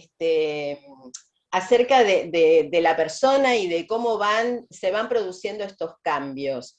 Por eso la importancia de trabajar hoy con la familia ampliada, para que las decisiones no queden cerradas ni cercadas en la familia nuclear, para que sean también los hermanos, los sobrinos, los tíos, los primos, los que puedan acompañar ese proceso y en todo caso hablar y reflexionar con esa mamá y ese papá para poder pensar en otras alternativas que no sea solamente la cuestión de la dependencia o la cuestión de la institucionalización como único destino para una persona en situación de discapacidad y sobre todo cuando la persona requiere de muchos apoyos, ¿no es cierto? Por eso la importancia del trabajo.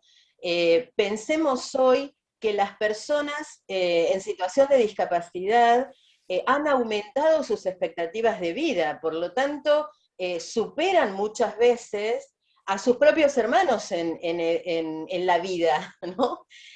Por eso es tan importante ese intercambio y encuentro con otros. Ay, perdón, ¿puedo decir algo más?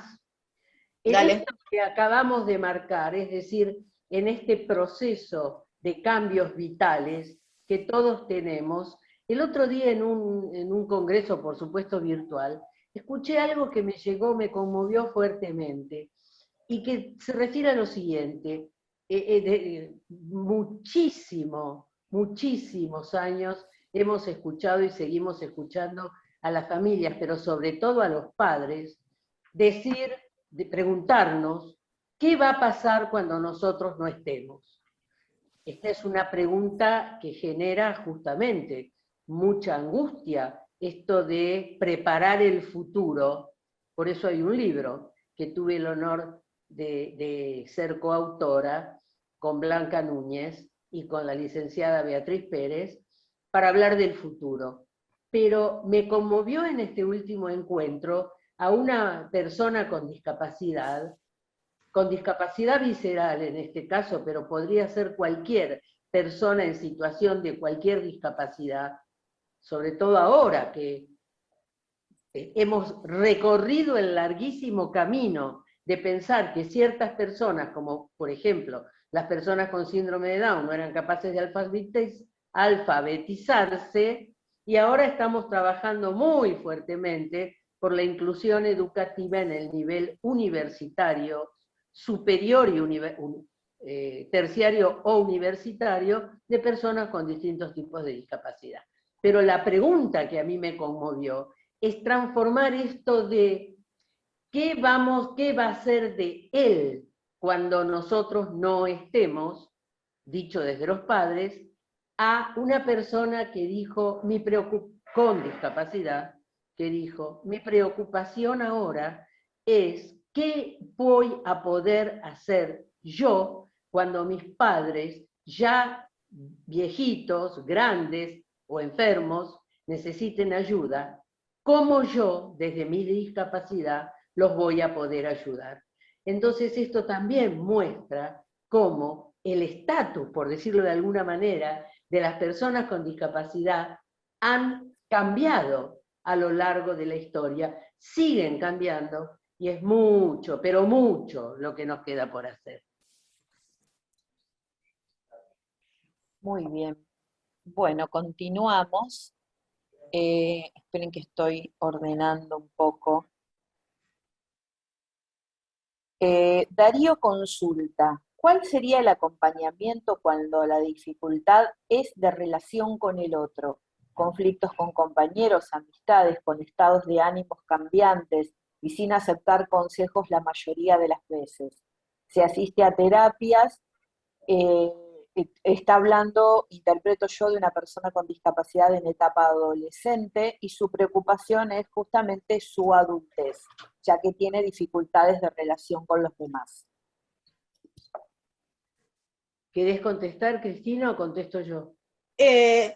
Lo que a mí se me ocurre, porque bueno, nadie puede opinar si no conoce a la persona, porque justamente estamos hablando de la singularidad y lo que cada una necesita y que no hay recetas, pero en definitiva tomaría un poco lo que Estela vino diciendo, ¿no? En relación al trabajo colaborativo. Seguramente ese joven, ese adolescente, tiene otros tratamientos y pueden ser consultados para llegar a un consenso.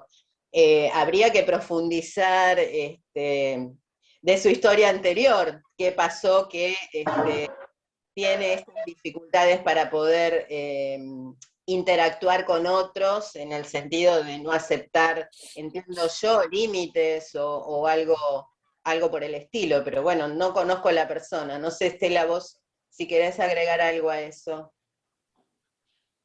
Esto es lo que iba a decir. Sin conocer el caso, uno no puede decir nada que sea serio, pero de todos modos, si las dificultades fueran inmanejables en la vida cotidiana, seguramente esta persona necesitará otro tipo de apoyo, seguramente intervendrá o un psiquiatra o un psicólogo, o se verá si necesita diferentes tipos de apoyos, incluso medicamentosos, de armar equipo con otros para ayudarle a superar estos conflictos, ¿no? Así que no está cerrado el trabajo con otros profesionales y tal vez en ese caso el acompañamiento terapéutico de otro profesional que no sea un agente de apoyo tal cual nosotros estamos propiciando. Perfecto. Bueno, si quieren continúo con las preguntas. A ver. Karina Leiva pregunta si la figura de agente de apoyo está cubierta legalmente por las obras sociales. Bueno, yo creo que eso yo lo contesté claramente cuando hice la presentación. Ese es el trabajo colaborativo que esperamos de todos. No está escrito en blanco sobre negro en la Ley de Prestaciones Básicas para las personas con discapacidad, pero hay que lograr que se incluya. Les aclaro, desde que Fundal se creó, y aún antes, y aún con instituciones gubernamentales, hemos estado trabajando y discutiendo esta cuestión. Todavía no se cambió la ley, pero depende de todos que sí se cambie, porque hay que incluirlo, porque si no, todo este grupo de personas con discapacidad que no necesitan asistencia personal para la higiene, el vestido, la alimentación, etcétera, sino que pueden salir, viajar, trabajar, estudiar, siendo personas con discapacidad intelectual, no tiene el Estado la obligatoriedad aún de ofrecérselo. Muchas obras sociales ya lo están aceptando, pero mientras no esté escrito y sea obligatorio, muchas más seguirán negándolo. No, lo que podemos agregar es que desde muchas instituciones se está trabajando, no es un tema que no se hable. Ya la ley de prestaciones tuvo un cambio significativo en el artículo 39 en el año 2009. Pero esto no quiere decir que no se siga trabajando, porque cada vez hay más, y como bien dijo Estela, Copidis está formando, ellos lo llaman asistentes personales para la vida independiente, y en realidad desde esos lugares, desde esos espacios es que se viene generando que este rol empiece a ser reconocido en las prestaciones de las obras sociales. Ana. Bien, sí, continuamos. En caso de la posibilidad de una persona con discapacidad de trabajar, ¿puede ir acompañada por el agente de apoyo a su trabajo, por ejemplo, a un jardín o a una guardería? Sí, toda función de apoyo implica una transición. Para la vida general también.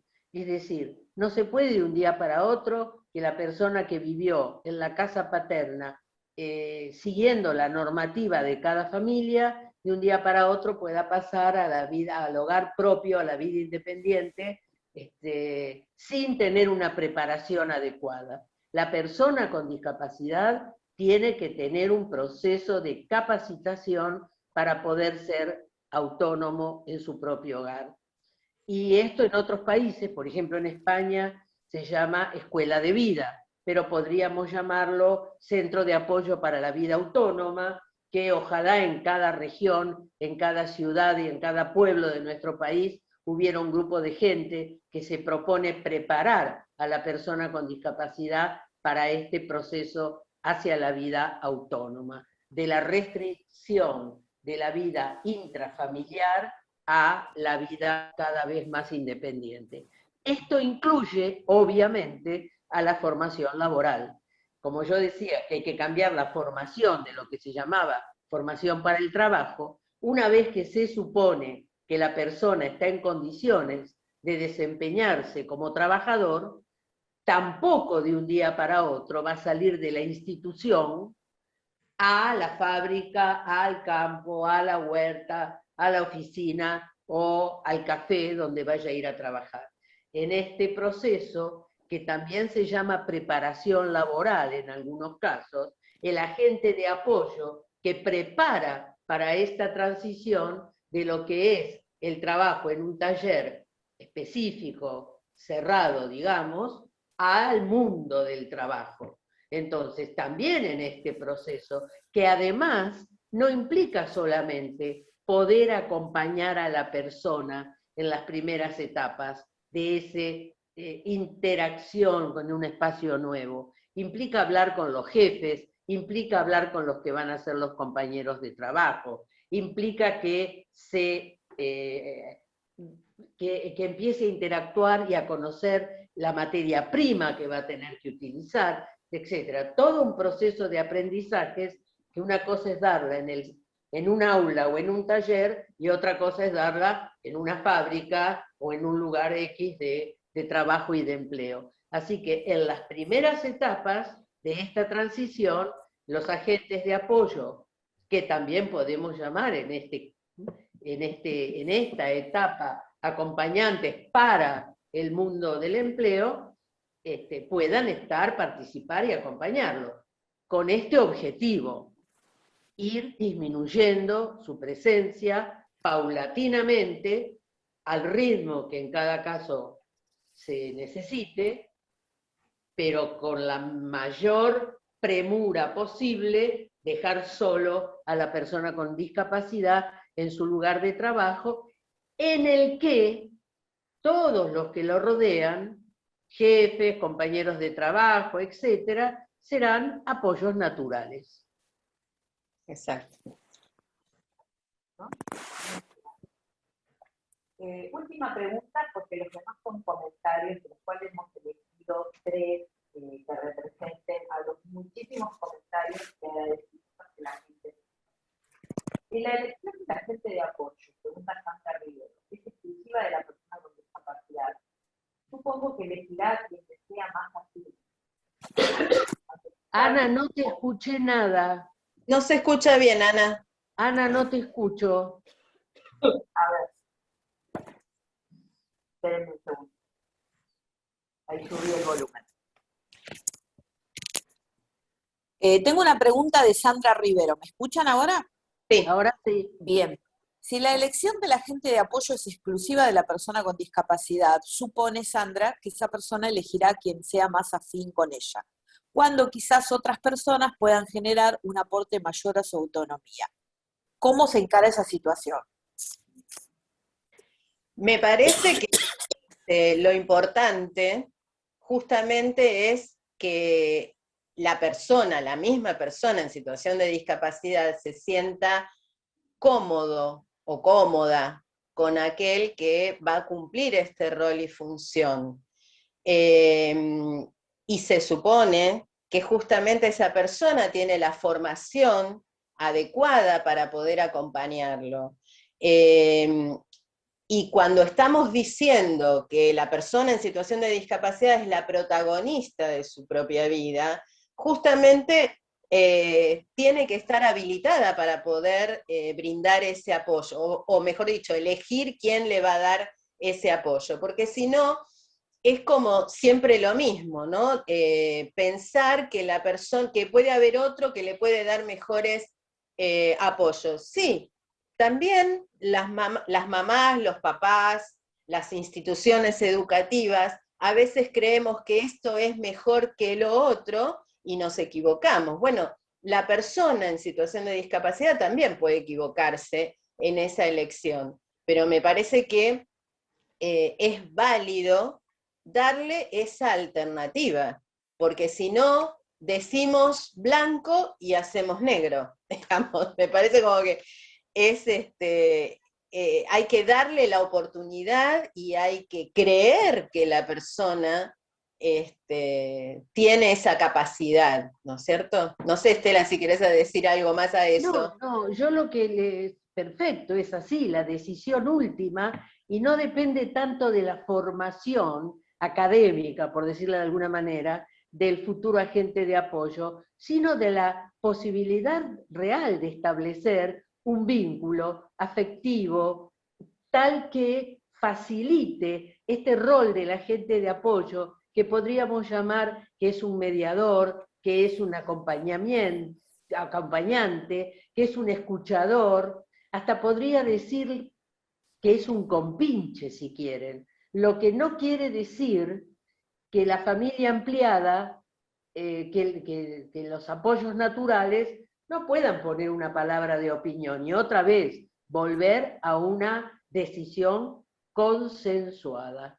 Y también, tal vez no hayamos dicho antes, que muchas de las cosas que son rol, misión, función del agente de apoyo, muchas familias podrán estar pensando, pero de eso podemos hablar también en casa. La mamá puede decir, yo también lo puedo acompañar a elegir el vestido o los zapatos que se quiere poner. Sin duda que sí.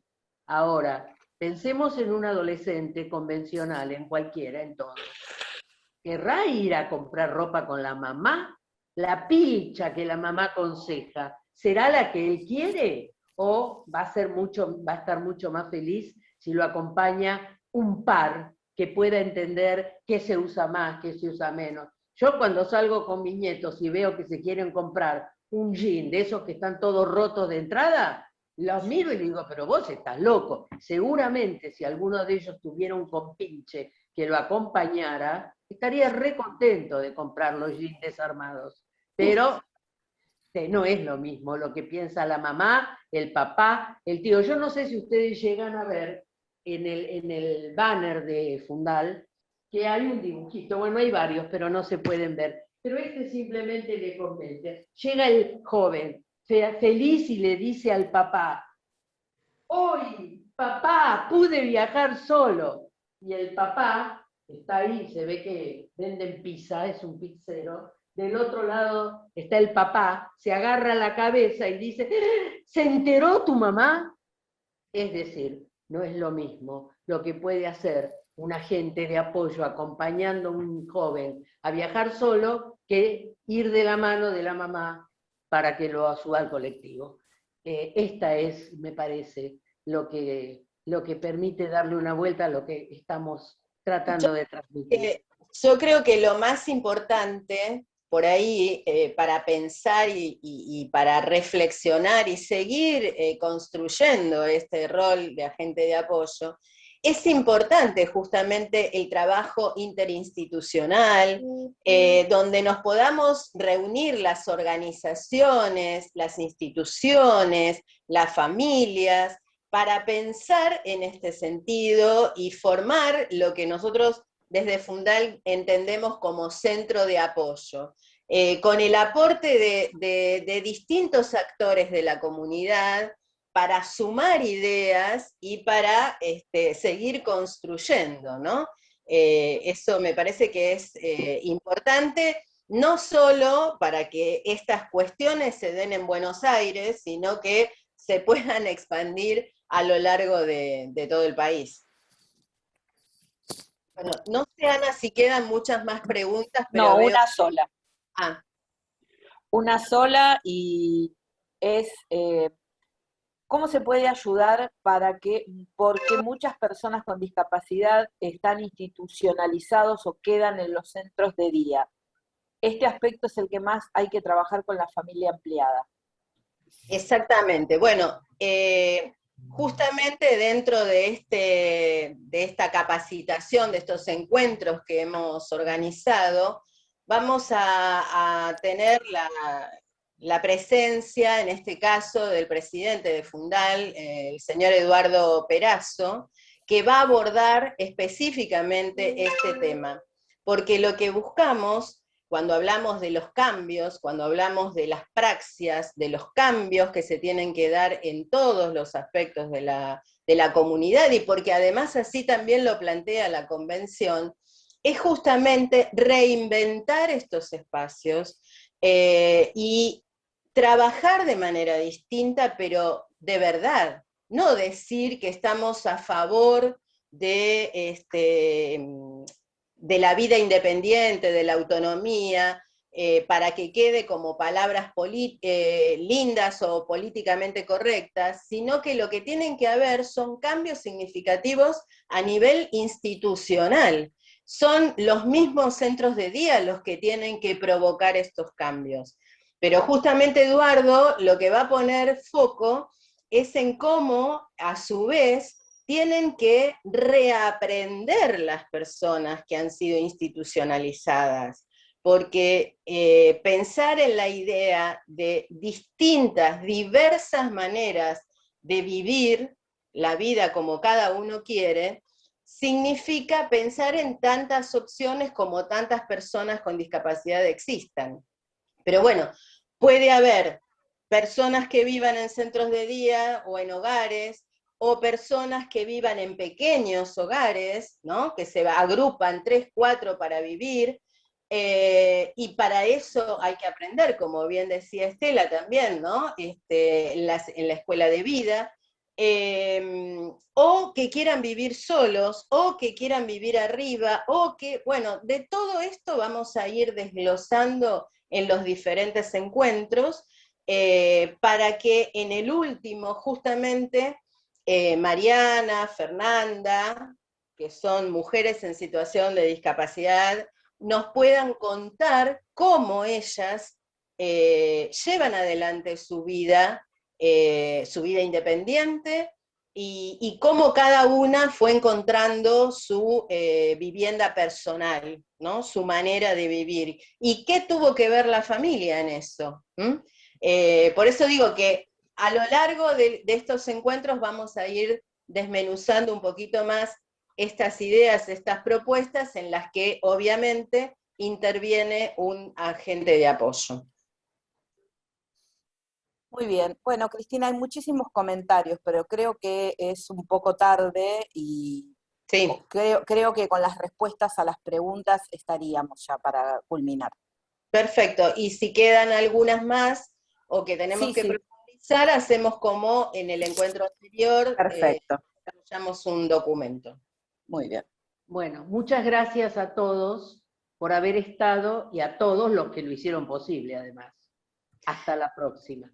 Bueno, nos estamos encontrando entonces el próximo 12 de junio a las 10 de la mañana, y nos va a estar acompañando la doctora María Graciela Iglesias, que nos va a dar algunas cuestiones, o nos va a hablar de algunas cuestiones respecto de los aspectos legales para seguir indagando en las intervenciones de los agentes de apoyo. Gracias a todos por haber estado y nos vemos prontamente.